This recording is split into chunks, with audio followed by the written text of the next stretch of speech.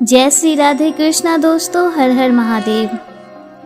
आज बृहस्पतिवार के शुभ दिन पर आइए भगवान श्री लक्ष्मी नारायण के चरण कमलों का ध्यान करते हुए गुरुवार की व्रत कथा प्रारंभ करते हैं। प्रेम से बोलिए गौरी पुत्री गणेश की जय, भगवान श्री हरि विष्णु की जय। प्राचीन काल की बात है। भारतवर्ष में एक बड़ा ही प्रतापी और दानी राजा राज करता था।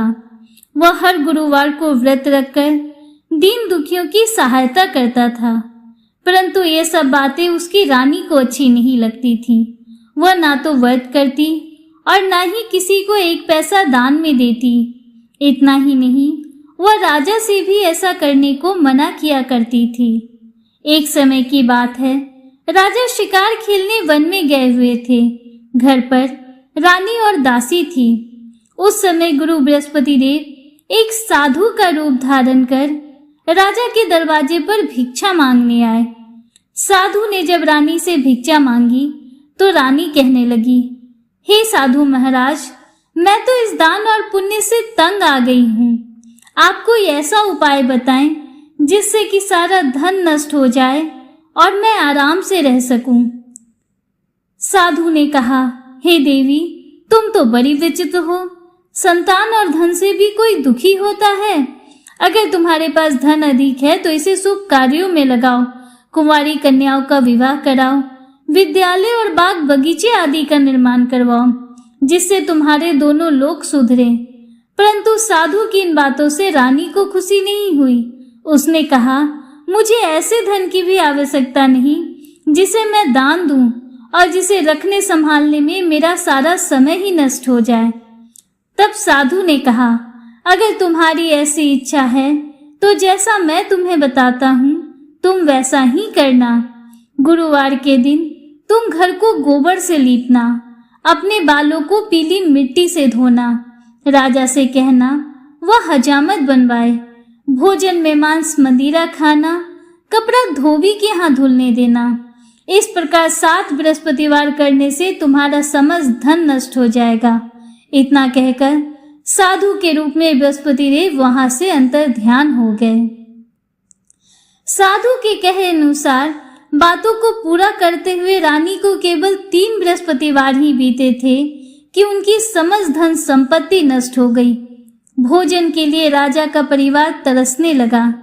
तब एक दिन राजा ने रानी से कहा, हे रानी, तुम यहाँ पर रहो, मैं दूसरे देश को जाता हूँ, क्योंकि यहाँ पर सभी मनुष्य मुझे जानते हैं, इसलिए मैं कोई छोटा कार्य नहीं कर सकता।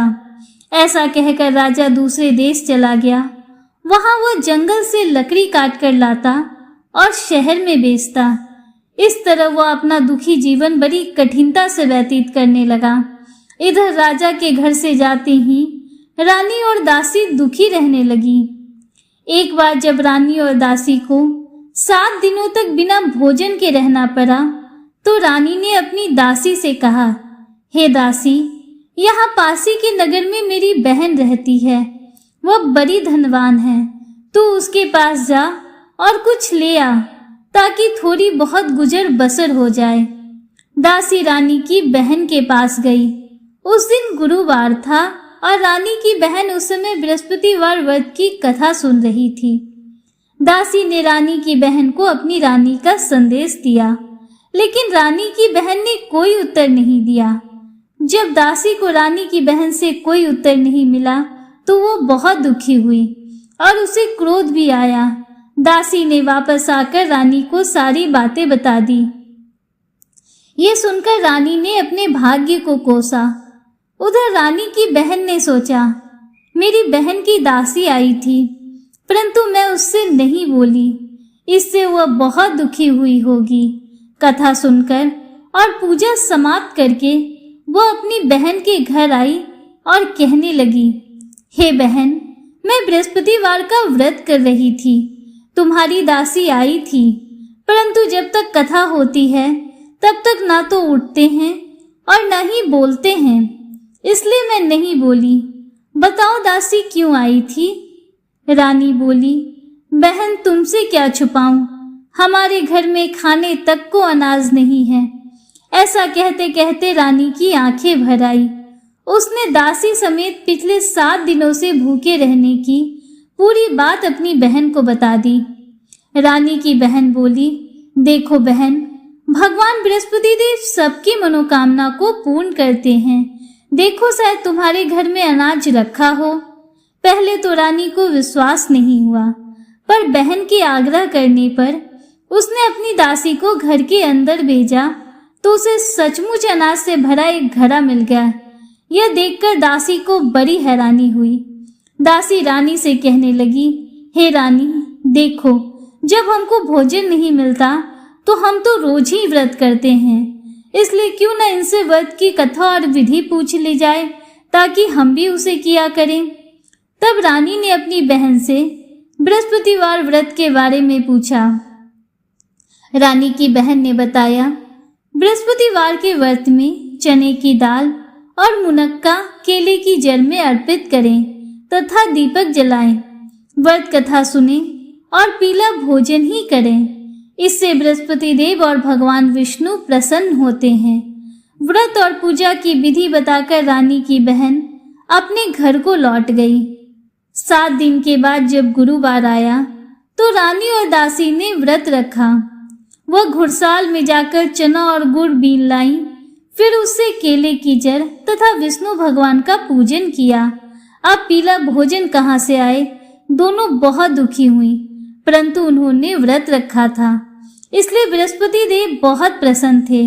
वह एक साधारण व्यक्ति का रूप धारण करके 2 थालों में पीला भोजन दासी को दे गए। भोजन पाकर दासी बड़ी प्रसन्न हुई और फिर रानी के साथ मिलकर भोजन ग्रहण किया। उसके बाद वह दोनों सभी गुरुवार को व्रत और पूजन करने लगी। बृहस्पति देव की कृपा से उनके पास फिर से धन संपत्ति आ गई, परंतु रानी फिर से पहले की तरह ही आलस्य करने लगी। तब दासी बोली, देखो रानी, तुम पहले भी इसी प्रकार आलस्य करती थी। तुम्हें धन के रखने में कष्ट होता था, इस कारण सभी धन नष्ट हो गया, और अब जब देव बृहस्पति की कृपा से धन मिला है तो तुम्हें फिर से आलस्य होता है। बड़ी मुसीबतों के बाद हमने ये धन पाया है, इसलिए हमें दान पुण्य करना चाहिए। भूखे मनुष्य को भोजन कराओ, कुंवारी कन्याओं का विवाह कराओ, धन को शुभ कार्यों में खर्च करो, इससे तुम्हारे कुल का यश बढ़ेगा और पितृ भी प्रसन्न होंगे। दासी की मानकर रानी अपना धन शुभ कार्यों में खर्च करने लगी। इससे पूरे नगर में उसका यश फैलने लगा। उधर एक दिन राजा दुखी होकर जंगल में एक पेड़ के नीचे आसन जमाकर बैठ गया। अपनी दशा को याद करके रोने लगा। बृहस्पतिवार का दिन था। एकाएक उसने देखा कि निर्जन वन में एक साधु प्रकट हुए। वह साधु वेश में स्वयं बृहस्पति देवता थे। लकड़हारे के सामने आकर बोले, हे लकड़हारे, इस सुनसान जंगल में तुम किस चिंता में बैठे हो? मुझको बतलाओ। लकड़हारे ने दोनों हाथ जोड़कर उन्हें प्रणाम किया और कहा, भगवान, आप सब कुछ जानते हैं, मैं क्या कहूँ? यह कहकर वह रोने लगा और साधु को अपनी संपूर्ण कहानी बतला दी। महात्मा दयालु होते हैं। उन्होंने कहा, तुम्हारी स्त्री ने बृहस्पति देव का निरादर किया था, जिसके कारण तुम्हारी यह दशा हुई। अब तुम चिंता मत करो, भगवान तुम्हें पहले से अधिक धनवान करेंगे। तुम बृहस्पतिवार के दिन कथा किया करो। 2 पैसे की चने मुनक्के लाकर उसका प्रसाद बनाओ और शुद्ध जल से लोटे में शक्कर मिलाकर अमृत तैयार करो। कथा के पश्चात अपने सारे परिवार और सुनने वालों में अमृत और प्रसाद बांटकर स्वयं भी ग्रहण करो। ऐसा करने से भगवान तुम्हारी सभी मनोकामनाएं पूर्ण करेंगे। साधु के ऐसे वचन सुनकर लकड़हारा बोला, हे प्रभु, मुझे लकड़ी बेचकर इतना पैसा नहीं मिलता जिससे मैं भोजन के उपरांत कुछ बचा सकूं। मैंने रात्रि में अपनी रानी को व्याकुल देखा है। मेरे पास कुछ भी नहीं जिससे मैं उसकी खबर मंगा सकूं, और फिर मैं कौन सी कहानी कहूं, यह भी मुझको मालूम नहीं है। साधु ने कहा, हे लकड़हारे, तुम किसी बात की चिंता मत करो। बृहस्पतिवार के दिन तुम रोजाना की तरह लकड़ियां लेकर शहर को जाओ। तुमको रोज से दुगना धन प्राप्त होगा, जिससे तुम भली भांति भोजन कर लोगे तथा बृहस्पति देव की पूजा का सामान भी आ जाएगा। और जो तुमने बृहस्पतिवार की कथा पूछी है वो इस प्रकार है।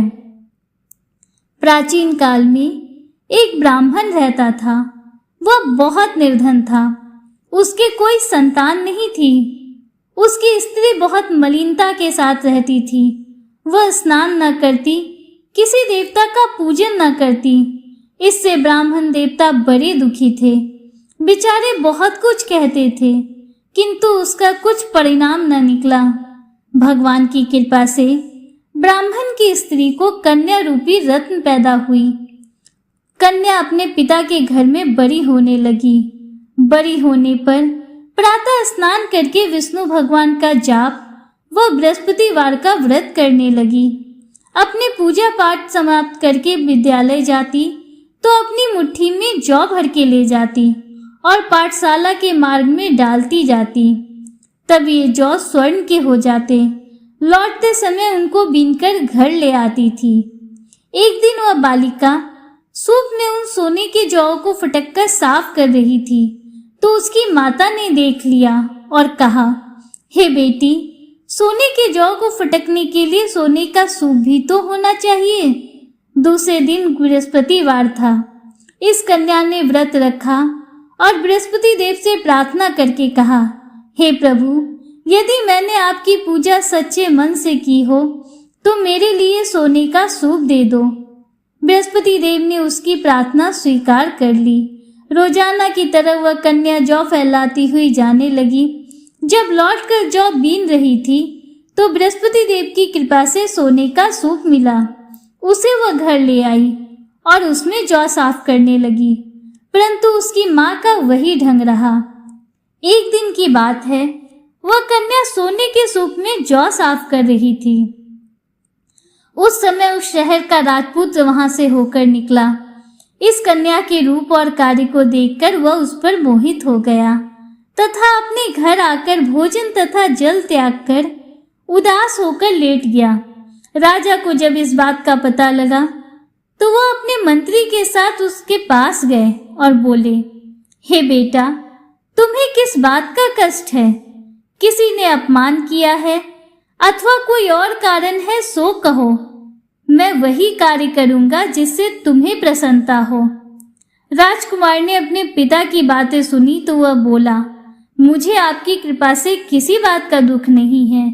किसी ने मेरा अपमान नहीं किया है, परंतु मैं उस लड़की के साथ विवाह करना चाहता हूँ जो सोने के सूप में जौ साफ कर रही थी। यह सुनकर राजा आश्चर्य में पड़ा और बोला, हे बेटा, इस तरह की कन्या का पता तुम ही लगाओ। मैं उसके साथ तुम्हारा विवाह अवश्य ही करवा दूंगा। राजकुमार ने उस लड़की के घर का पता बतलाया। तब मंत्री उस लड़की के घर गए और ब्राह्मण देवता को सभी हाल बतलाया। ब्राह्मण देवता राजकुमार के साथ अपनी कन्या का विवाह करने के लिए तैयार हो गए तथा विधि विधान के अनुसार ब्राह्मण की कन्या का विवाह राजकुमार के साथ संपन्न हो गया। कन्या के घर से जाते ही पहले की भांति उस ब्राह्मण देवता के घर में गरीबी का निवास हो गया। अब भोजन के लिए भी अन्न बड़ी मुश्किल से मिलता था। एक दिन दुखी होकर ब्राह्मण देवता अपनी पुत्री के पास गए। बेटी ने पिता की दुखी अवस्था को देखा और अपनी माता का हाल पूछा। तब ब्राह्मण ने सभी हाल कहा। कन्या ने बहुत सा धन देकर अपने पिता को विदा कर दिया। इस तरह ब्राह्मण का कुछ समय सुखपूर्वक व्यतीत हुआ।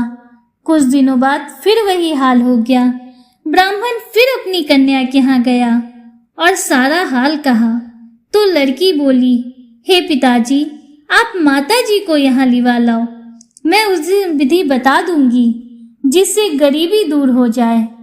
वह ब्राह्मण देवता अपनी स्त्री को साथ लेकर पहुंचे तो पुत्री अपनी माँ को समझाने लगी, हे माँ, तुम प्रातः काल प्रथम स्नान आदि करके विष्णु भगवान का पूजन करो तो सब दरिद्रता दूर हो जाएगी। परंतु उसकी माँ ने एक भी बात नहीं मानी। और प्रातःकाल उठकर अपनी पुत्री के बच्चों की जूठन को खा लिया। इससे उसकी पुत्री को बहुत गुस्सा आया और एक रात कोठरी से सभी सामान निकालकर अपनी माँ को उसमें बंद कर दिया। प्रातःकाल उसमें से निकालकर स्नान आदि करा के पूजा पाठ करवाया तो उसकी माँ की बुद्धि भी ठीक हो गई और फिर प्रत्येक बृहस्पतिवार को व्रत रखने लगी। इस व्रत के प्रभाव से उसके माँ बाप बहुत ही धनवान और पुत्रवान हो गए और बृहस्पति जीव के प्रभाव से इस लोक के सुख को भोगकर स्वर्ग को प्राप्त हुए। ऐसी कथा कहकर साधु बने बृहस्पति देव वहां से अंतर ध्यान हो गए। धीरे धीरे समय व्यतीत होने पर फिर वही बृहस्पतिवार का दिन आया। लकड़हारा जंगल से लकड़ी काटकर किसी शहर में बेचने गया। उसे उस दिन और दिन से अधिक धन मिला। राजा ने चना गुड़ आदि लाकर गुरुवार का व्रत किया। उस दिन से उसके सभी क्लेश दूर हुए। परंतु जब दोबारा गुरुवार का दिन आया तो राजा बृहस्पतिवार का व्रत करना भूल गया। इस कारण बृहस्पति भगवान नाराज हो गए।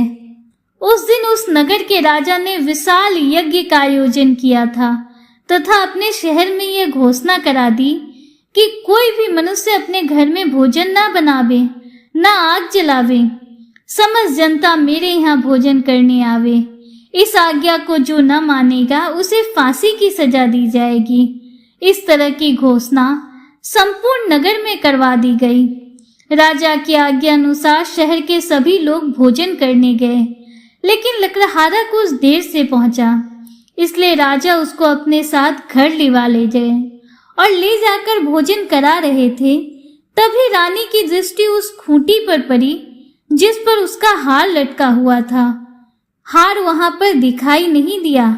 रानी ने निश्चय किया कि मेरा हार इसी मनुष्य ने चुरा लिया है। उसी समय सिपाहियों को बुलाकर उसको जेल में डलवा दिया।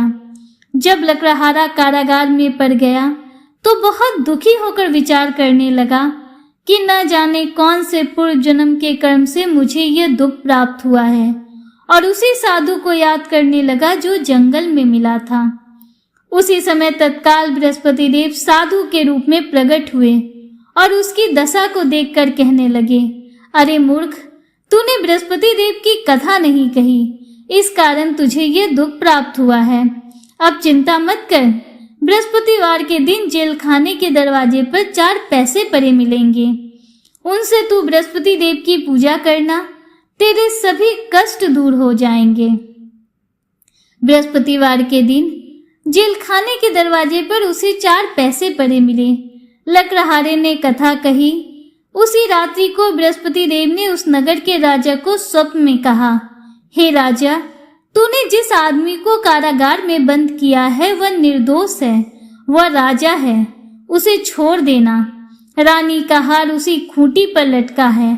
अगर तू ऐसा नहीं करेगा तो मैं तेरे राज को नष्ट कर दूंगा।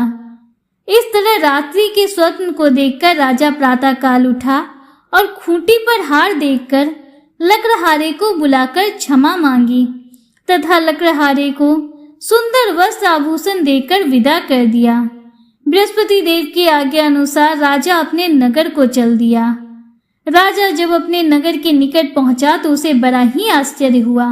नगर में पहले से अधिक बाग, तालाब, कुएं तथा बहुत से धर्मशाला, मंदिर आदि बने हुए थे। राजा ने पूछा, यह किसका बाग और धर्मशाला है?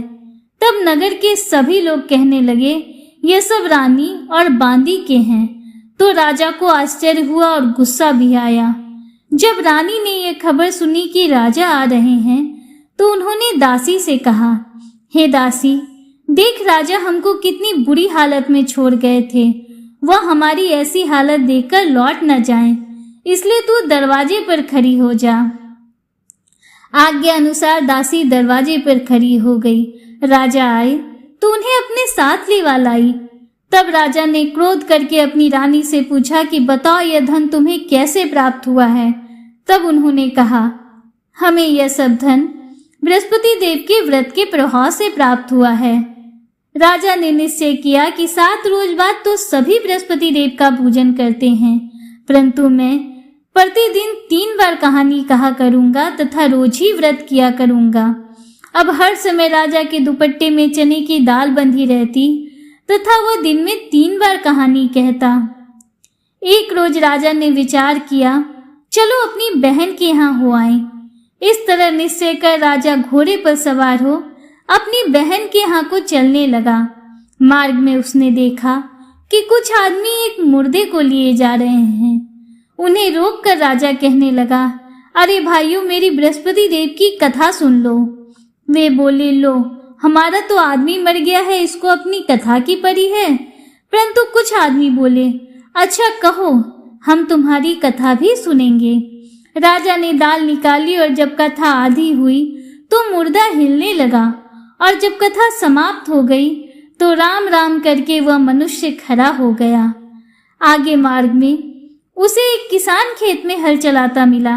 राजा ने उसे देखा और कहा, अरे भैया, तुम मेरी बृहस्पतिवार की कथा सुन लो। किसान बोला, जब तक मैं तेरी कथा सुनूंगा तब तक 4 हरैया जोत लूंगा। जा अपनी कथा किसी और को सुनाना। इस तरह राजा आगे बढ़ गया। राजा के हटते ही बैल पछाड़ खाकर गिर गए तथा किसान के पेट में बहुत जोर से दर्द होने लगा। उसी समय किसान की माँ रोटी लेकर आई। उसने जब यह देखा तो अपने पुत्र से सब हाल पूछा। बेटे ने सभी हाल कह दिया तो बुढ़िया दौड़ी दौड़ी उस घुड़सवार के पास गई और उससे बोली, मैं तेरी कथा सुनूंगी, तू अपनी कथा मेरे खेत पर चलकर ही कहना। राजा ने बुढ़िया के खेत पर जाकर कथा कही, जिसके सुनते ही बैल खड़े हो गए तथा किसान के पेट का दर्द भी बंद हो गया। राजा अपनी बहन के घर पहुंच गया। बहन ने भाई की खूब मेहमानी की। दूसरे रोज प्रातःकाल राजा जगा तो वो देखने लगा कि सब लोग भोजन कर रहे हैं। राजा ने अपनी बहन से कहा, ऐसा कोई मनुष्य है जिसने भोजन नहीं किया हो, जो मेरी बृहस्पतिवार की कथा सुन ले। बहन बोली, हे भैया, यह देश ऐसा ही है। पहले यहाँ लोग भोजन करते हैं, बाद में अन्य कार्य करते हैं। अगर कोई पड़ोस में हो तो देख आऊं। वह ऐसा कहकर देखने चली गई, परंतु उसे ऐसा कोई व्यक्ति नहीं मिला जिसने भोजन नहीं किया हो। अतः वह एक कुम्हार के घर गई, जिसका लड़का बीमार था। उसे मालूम हुआ कि उसके यहाँ 3 रोज से किसी ने भोजन नहीं किया है। रानी ने अपने भाई की कथा सुनने के लिए कुम्हार से कहा। वह तैयार हो गया। राजा ने जाकर बृहस्पतिवार की कथा कही, जिसको सुनकर उसका लड़का ठीक हो गया। अब तो राजा की प्रशंसा होने लगी। एक रोज राजा ने अपनी बहन से कहा, हे बहन, हम अपने घर को जाएंगे, तुम भी तैयार हो जाओ। राजा की बहन ने अपनी सास से कहा। सास ने कहा, हाँ चली जा, परंतु अपने लड़कों को मत ले जाना, क्योंकि तेरे भाई को कोई औलाद नहीं होती है। बहन ने अपने भाई से कहा, हे भैया, मैं तो चलूंगी, परंतु कोई बालक नहीं जाएगा। राजा बोला, जब कोई बालक नहीं जाएगा तब तुम ही चलकर क्या करोगी। बड़े दुखी मन से राजा अपने नगर को लौट आया। राजा ने अपनी रानी से कहा, हम निर्वंशी राजा हैं, हमारा मुंह देखने का धर्म नहीं है और कुछ भोजन आदि नहीं किया। रानी बोली, हे प्रभु, बृहस्पति देव ने हमें सब कुछ दिया है, वह हमें संतान अवश्य देंगे। उसी रात्रि को बृहस्पति देव ने राजा को स्वप्न में कहा, हे राजा, उठ, सभी सोच त्याग दे, तेरी रानी गर्भ से है। राजा को यह बात सुनकर बड़ी खुशी हुई। 9वें महीने में रानी के गर्भ से एक सुंदर पुत्र पैदा हुआ। तब राजा बोला, हे रानी, स्त्री बिना भोजन के रह सकती है, पर बिना कहे नहीं रह सकती। जब मेरी बहन आए तो तुम उससे कुछ मत कहना। रानी ने सुनकर हाँ कर दिया। जब राजा की बहन ने यह शुभ समाचार सुना तो वह बहुत खुश हुई तथा बधाई लेकर अपने भाई के यहाँ आई। तब रानी ने कहा, घोड़ा चढ़कर तो आई नहीं, गधा चढ़ी आई। राजा की बहन बोली, भाभी, मैं इस प्रकार नहीं कहती तो तुम्हें औलाद कैसे मिलती। बृहस्पति देव ऐसे ही हैं, जैसी जिसके मन में कामनाएं हैं सभी को पूर्ण करते हैं। जो सद्भावना पूर्वक बृहस्पतिवार का व्रत करता एवं कथा पढ़ता है, सुनता है, दूसरों को सुनाता है, भगवान बृहस्पति उसकी सभी मनोकामनाएं पूर्ण करते हैं। भगवान बृहस्पति देव उसकी सदैव रक्षा करते हैं। संसार में जो मनुष्य सद्भावना से भगवान का पूजन व्रत सच्चे हृदय से करते हैं तो उनकी सभी मनोकामनाएं पूर्ण करते हैं। जैसी सच्ची भावना से रानी और राजा ने उनकी कथा का गुणगान किया तो उनकी सभी इच्छाएं बृहस्पति देव जी ने पूर्ण की। इसलिए पूर्ण कथा सुनने के बाद प्रसाद लेकर जाना चाहिए। हृदय से उनका मनन करते हुए जयकार बोलना चाहिए। बोलो भगवान बृहस्पति देव की जय, श्री हरि विष्णु की जय। दोस्तों, उम्मीद करती हूँ कि गुरुवार की ये व्रत कथा आपको पसंद आई होगी और वीडियो आपको अच्छा लगा होगा। अगर वीडियो आपको थोड़ा सा भी अच्छा लगा हो तो वीडियो को लाइक कीजिए, दूसरों के साथ शेयर कीजिए, कमेंट में हर हर महादेव, जय श्री राधे कृष्णा जरूर लिखिए। अगर आप हमारे चैनल पर पहली बार आए हैं तो चैनल को सब्सक्राइब कीजिए, बेल आइकन जरूर प्रेस कीजिए जिससे आगे भी आपको ऐसी ही रोचक जानकारियां मिलती रहें। मिलते हैं आपसे अगले वीडियो में, तब तक के लिए हर हर महादेव, जय श्री राधे कृष्णा, राधे राधे।